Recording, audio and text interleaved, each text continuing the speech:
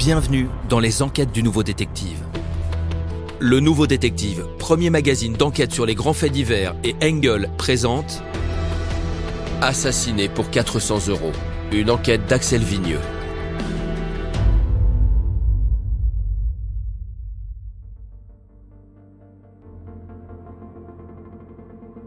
L'atmosphère devrait être recueillie et chargée de tristesse. Elle est surtout pleine de cris et de fureur. Ce samedi 25 juin, devant l'église de l'Annunciada, la foule se presse autour du petit cercueil blanc que l'on extrait du corbillard. À l'intérieur repose le corps de Jessica Biscaya, 3 ans et demi, de grands yeux noirs et un sourire à croquer. À Setúbal, sa mort, aussi brutale qu'injuste, a révolté les habitants de cette ville située à quelques kilomètres au sud de Lisbonne. Mais ce matin-là, la tristesse et la compassion vont vite laisser place à la colère.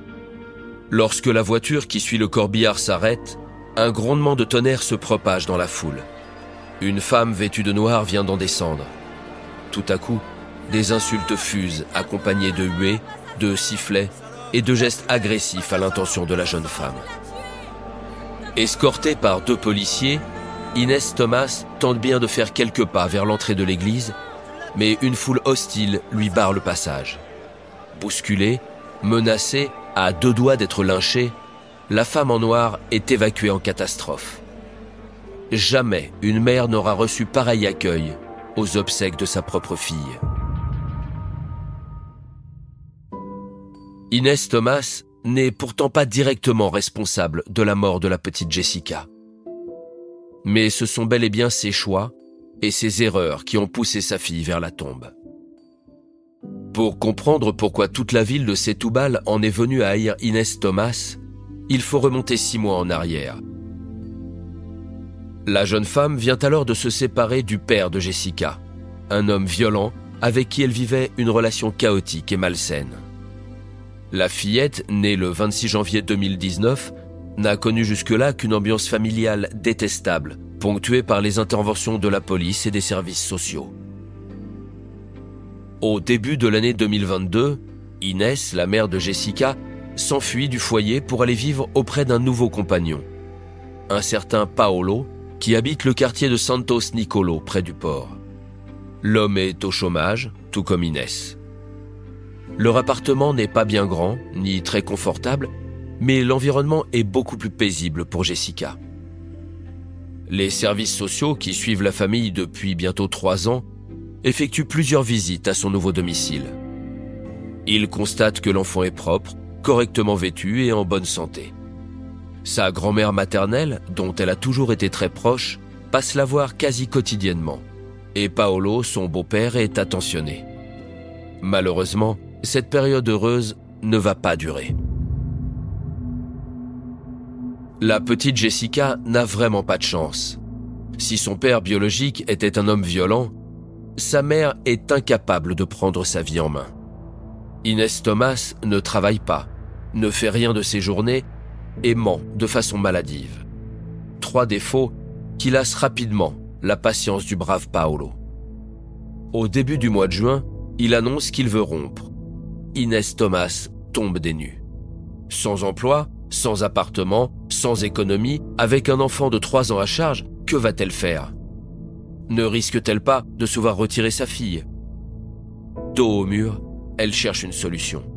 Elle pourrait se retourner vers sa mère qui l'a toujours soutenue, se mettre activement à rechercher un emploi ou encore demander de l'aide à ces fameux services sociaux qui la suivent de près. Bref, si plusieurs options s'offrent à elle, elle choisira la pire. Ce matin de juin, Inès rend visite à une femme qui n'a pas vraiment l'allure d'une conseillère Pôle emploi et encore moins d'une assistante sociale. Profil découpé à la serpe, cheveux gris filandreux, des bagues à chaque doigt et un bureau jonché d'étranges amulettes, Anna Cristina est une sorte de voyante, une jeteuse de sorts, une sorcière. Dans son appartement, dont les fenêtres ouvrent sur le cimetière de Setúbal, Inès Thomas lui explique sa situation avec des sanglots dans la voix. Si Paolo la met dehors, elle risque de tout perdre, à commencer par sa fille. L'autre l'écoute calmement, puis l'apaise de sa voix.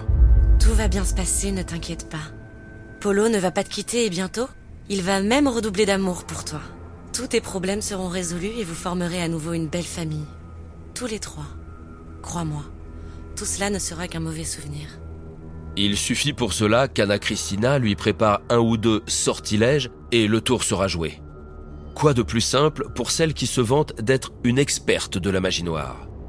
Dans tout le quartier, on fait appel à ses services pour guérir des maladies, reconquérir des amants ou tout simplement solliciter l'aide de la Providence. Mais ces précieux services ont évidemment un coût et Inès Thomas n'a pas d'argent. Mais pas de problème, la sorcière peut lui faire crédit, d'autant plus qu'une seule séance ne sera probablement pas suffisante. Et voilà la naïve jeune femme prise dans un engrenage dangereux.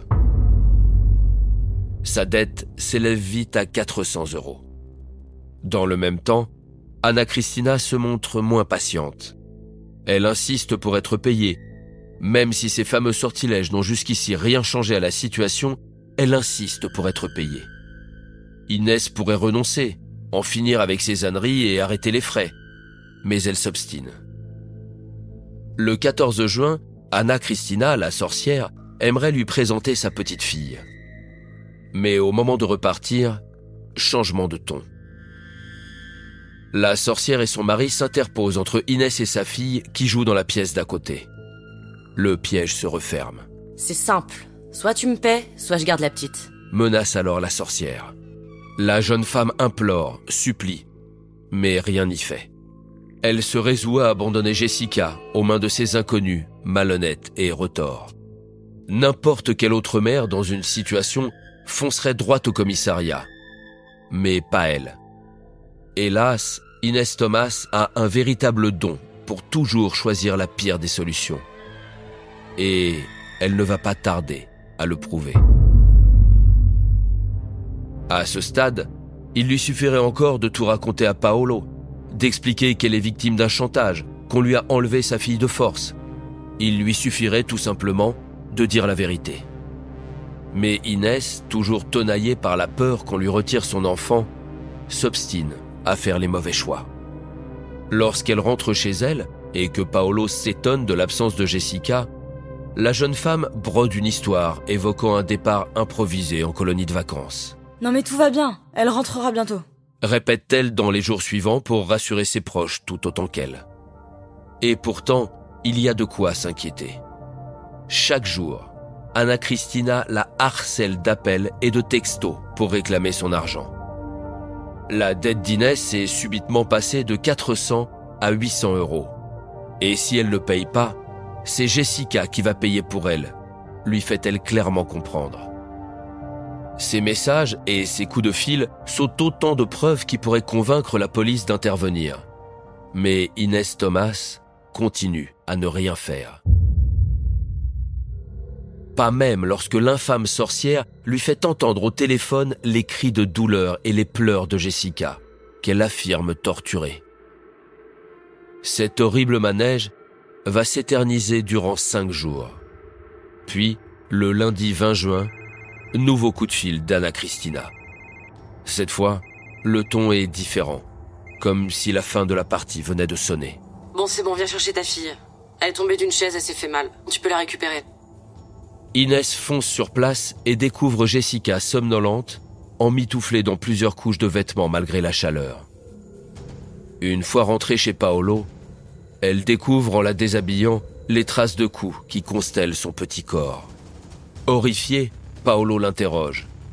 Le moment est peut-être venu cette fois de dire enfin la vérité. Mais toujours pas. Elle est tombée d'une chaise. Le médecin de la colonie lui a donné un sédatif. C'est pour ça qu'elle dort. Explique la mère, et elle couche sa fille. Paolo insiste pour qu'elle appelle un médecin, mais Inès choisit de ne rien faire. C'est seulement 5 heures plus tard qu'elle décide d'appeler les secours. Entre-temps, l'état de Jessica n'a fait qu'empirer.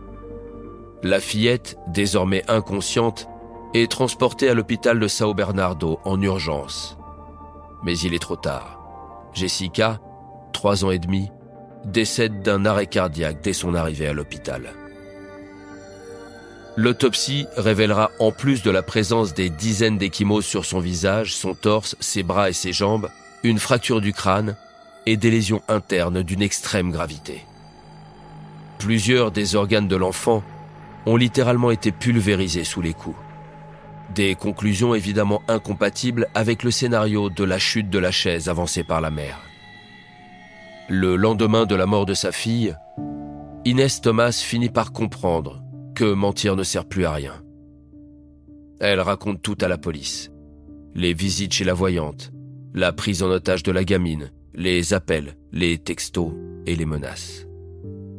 Le 22 juin, Anna Christina, la voyante, est interpellée alors qu'elle semblait sur le point de quitter le pays. Durant sa garde à vue, elle prétend s'être contentée de garder Jessica à la demande de la mère et persiste à dire que ses blessures sont dues à une mauvaise chute. Elle et son mari sont mis en examen et incarcérés. Quant à Inès Thomas, bien qu'indirectement responsable de la mort de sa fille, elle est laissée libre dans l'attente d'une éventuelle mise en examen pour non-assistance à personne en danger. Le 25 juin dernier, la présence d'une foule hostile a empêché la jeune femme d'assister aux obsèques de son enfant. Inès vit désormais à une adresse secrète chez des proches. Mais qu'elle se cache ou qu'elle parte loin de cette Toubal ne changera probablement rien. Ses remords la poursuivront toute sa vie, comme le souvenir de ses funestes décisions qui n'ont fait que rapprocher Jessica de son sort tragique. Pour ne rater aucun épisode, abonnez-vous à notre podcast sur votre plateforme d'écoute et retrouvez tous les mercredis nos enquêtes dans le magazine Le Nouveau Détective. Nos podcasts et nos enquêtes sont également disponibles sur lenouveaudétective.com. Si l'affaire n'a pas encore été jugée ou venait à passer en appel, nous rappelons que les protagonistes bénéficient toujours de la présomption d'innocence. Les noms et prénoms de certains personnages sont susceptibles d'avoir été modifiés.